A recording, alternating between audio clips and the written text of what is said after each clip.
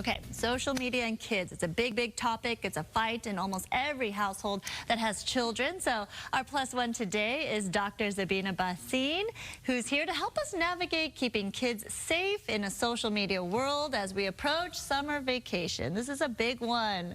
Welcome. Thank you. Welcome I'm so back. excited to be back. Yes. I really feel like this is home now. Good. We didn't scare you off. No, not at all. Remind me, how old are your kids? So I have an 8-year-old and a 6-year-old. I have to tell you, I got their ages wrong last time, and I was told this morning by my daughter, Oh my God. very specifically, Mom, get it right. Oh my God. So You had your marching orders. That's hilarious. Yeah. I didn't even know that. So now you've set the record straight. I hope she's watching. 8 and she 6. is not. She's at school. But her father will show her. My daughter is 8 and my son is 6. Do they have iPads? Yeah. Yes. Okay. Yes. So now let me ask you this. Yeah. Do they have social media yet? No. And at what age will you introduce them? To social media, Yes. I think when I feel they're mentally ready. Okay. To be very honest with you, my daughter is very smart. She asks me every time her friends are on it, they want to do a photo or a video, can I be on it? And I said, what are you doing? Is it appropriate? And sometimes it's a no. No, you're not going on it. So no, they will not be on it. I think 13 and above is appropriate, maybe 15. It also depends on what we're looking at. There are apps out there for under 13, which are actually fantastic. And I work with some of these companies. So those are out there, and they are appropriate for young kids that parents coordinate. Like what? What kind of apps are we So talking it's called about? Zigazoo, which is one of Okay. the ones that within the Toy Association we work with. And it's a fantastic app. It actually works with parents, and parents have to sign off their kids to be on these apps. If they do not, you can't be on it. And what can you do on it? It's everything the same, making videos, doing challenges. We have a lot of celebrities that actually go on it and do book readings with the kids, games with the kids. So it's very coordinated for children under 13. It's all about parental control, Yes. being mindful of what your kids are consuming and what are they contributing to as well, right? So what are some of the questions you should ask your kids to determine if they're doing the right thing? So the first thing is we need to sit down and talk to our kids. We need to listen to them, ask them what they are doing on social media. Let's go back to parental control. Parents have to go on these apps and find the parental controls. Every single one of these social media apps, from TikTok all the way down to Snapchat, there are parental apps available. Parental controls are part of it. But we don't take the time to utilize those actually controls to sit down and look at them. So number one question, who are your friends? What are you doing? Can I be your friend? Can I look at your social media? What's the new and latest challenge that you're doing on it? Because we have to sit down and ask these appropriate questions so we can learn from them and listen to them, because that's when we take the time with them too. Privacy versus autonomy and trust. Because I just remember whenever I think I might have been 15, 16. Right. I was on this chat app called ICQ. Oh my God. Does anybody remember ICQ? Oh my God, that was so... The idea was I seek you. Yes. It was a message. Yes. It was like an AOL Yes. Messenger. Okay, yes. And my mother used to go back and read all of my conversations. I looked at that as an extreme invasion of privacy. How old were you again? I was like 15, 16. Okay. So how do you navigate that with a kid? So today our children are much smarter than actually we were. I'm going to say that. They are open to conversations that you actually don't think they are. They are talking about these things already in their schools, in their classrooms, in their peer groups, and their friends. And trust is big. So what the first conversation has to be with your child is, I'm not here to look at your messages because I'm actually looking at them to help you and secure you. There's a lot of bad people out there. And that's another way we can actually teach them. We teach them when they're young about their private areas and all that. It's the same place. There are people on these social media apps that they don't know and are being actually looked at as young boys and young girls when they're adults. So that's really the conversation we have set. So it's a protection piece. And then it's a, I trust you, I need to protect you along with that. And that's really the conversation. For better or worse, it's almost like, you know, the conversation is about predatory behavior, trafficking, and you know, even when it comes to sharing images and artificial intelligence. Those are the kinds of conversations that we're seeing more and more of, which could be beneficial for the conversations that you have with your kids. Yes. And helping them understand that it is a problem and they want to protect you. Well, and that's, I think, the thing is, we think these are such big conversations, they're too young to have. They're not. They're actually, this is the appropriate age to have it, when they're 11, 12, 13 years old. The world is a very different place than when we were kids, right? I want to go back for a moment because Jen brought up the concept of privacy, right? Right. Kids saying, you know, I need my privacy. You may be feeling like, should you give your kids privacy? Do kids deserve privacy, or as an adult, you have the decision, you have the right to say, you don't get privacy. Sorry, my job is to protect you, period, end of story. No, kids deserve privacy.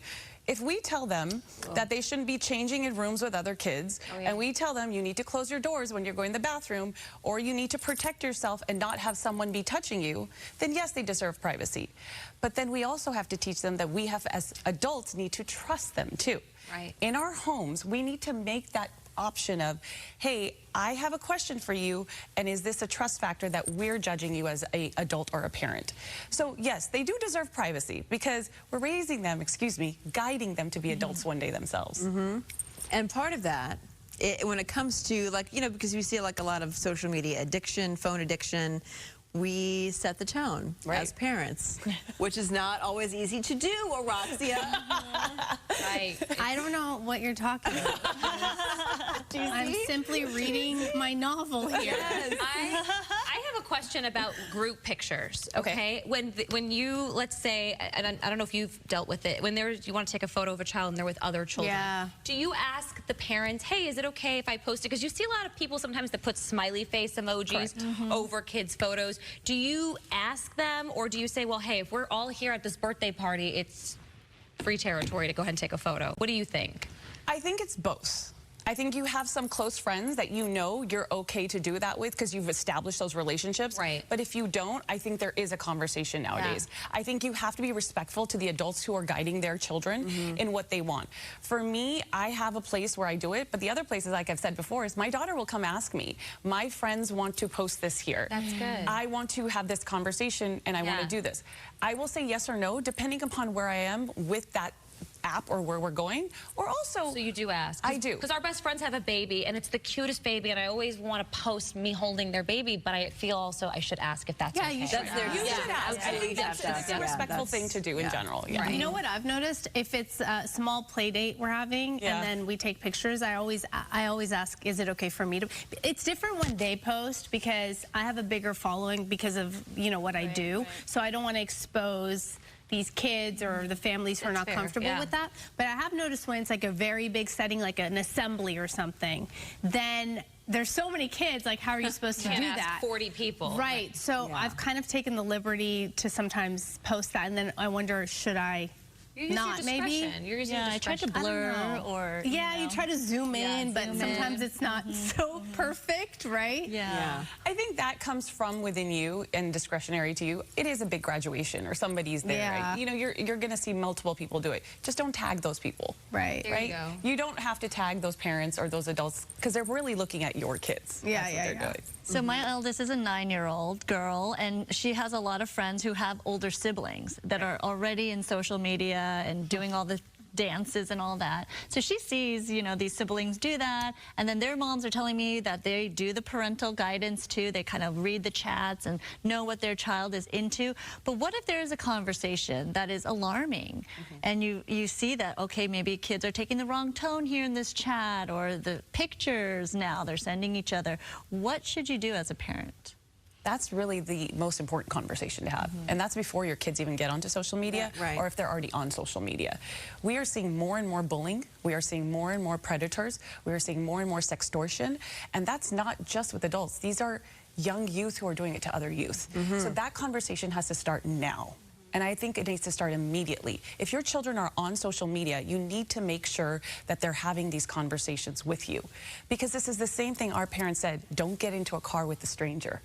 It's no different than that. And I think the priority there is, how do we have those conversations without your kids feeling like, oh, Mom, don't have this with me. You know, right. That is a very important thing. I don't want to make my child feel like they're having this weird birds and bees conversation, which is in a different realm right now.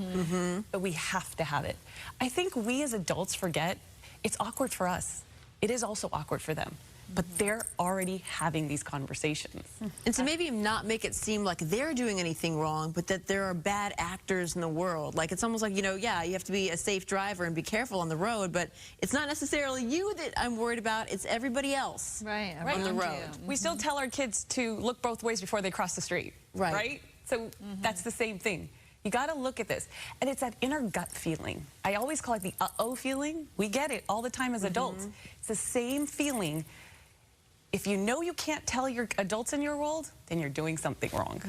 There's the apps now that we didn't have as kids where they send a message and it disappears. Yes. Okay? And you can't track it, and you're not knowing what they're saying.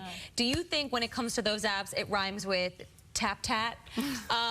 Certain apps like that should be off limits for kids because, but that's the app I feel that most of them are using. But that's also the #1 app, the one you're referring to, where right now drugs like fentanyl are getting sold and kids are getting exposed to that. And where we have the highest rate of suicides, where we have the highest rate of pedophilia, predators, all of that. So in my opinion, that app is a no-no. Yeah. There are multiple apps out there. Look, we're not saying there aren't any. That one is the biggest one that I would actually recommend. I don't care what age group you are. Yes. Or you, as the parent, better be their friend on there. Yeah, what they put on their stories, because now they do these things where they just take selfies like upside down with their faces and send them with random things across the screen. I have a 13-year-old brother, so I am learning a lot from this conversation as well. But I know that the one app that all of him and his friends use is Snapchat. Yeah, and the excuse is I have multiple friends who are on it and they don't have phones, but they're only on the app, and that's how we have the conversation. Yeah. I will tell you, there are other apps and other Instagram or messaging ways you can contact, and schools have them too. And they keep track and record of the messages. Yeah, so it's not just that one app. Yeah. But we have to educate ourselves. Is there any education in schools for that? Because remember how DARE used to come in and like law enforcement, right? No, there's we learned not. AIM. There's nothing. That is And astonishing I think that's really right now what we're all working towards within our perspectives of medicine and schools. We are trying to figure out the best way. And that really comes from us sitting with those kids in school. Right. Because you remove them, you're going to have a really bad effect from that. You know, we've seen that happen. Well, there's a cybersecurity cop.com, which I don't know if you're familiar with some of the work they do, but they are going to different schools and different districts, and they're having those conversations, not just with schools, but also not just with the students, but also with the staff to teach them what to be on the lookout for. It's interesting because I brought up DARE when I was speaking to them about this, and I said, you know, back in the day, DARE was our thing, and I remember I was one of the kids who'd go around to these assemblies to talk to the younger kids, and they told me how DARE was an ineffective program, actually, and that's why it doesn't exist anymore, because if you tell kids just say no to drugs, it's not realistic, because kids are not going to just say no to drugs. It's not a realistic thing, so you have to approach it in a different way and teach them about what they're saying no to. And I don't know about this company, but I do know the fact that what we're trying to do within the schools is we're actually, like they are, going in and communicating with the teachers and administrators, then bringing the kids to the table and creating digital contracts for the schools and utilizing the kids as a board and then guiding the parents on a separate note to do it. So it's a 3-step program that you have to do. Oh, that's interesting. It can't just be guiding the administrative teachers. Because the students, again, like you said, take it away. What does the kid want? The candy back. Yeah, and they go home and do it. Yes, and then they go home. You've got to do the 3-step program with them, and that's what we're trying to do, is have those 3 conversations. They always find a way, you know, around everything. So I've just you got to get them included. that kids who don't have phones will use their friends to build social media profiles for themselves. And parents are like, you don't have a phone or anything. But that's what they're doing now. So there's or stopping their cellular data, but they still get on the Wi-Fi. They're wow. They're smart. So you got to involve the kids in the conversation.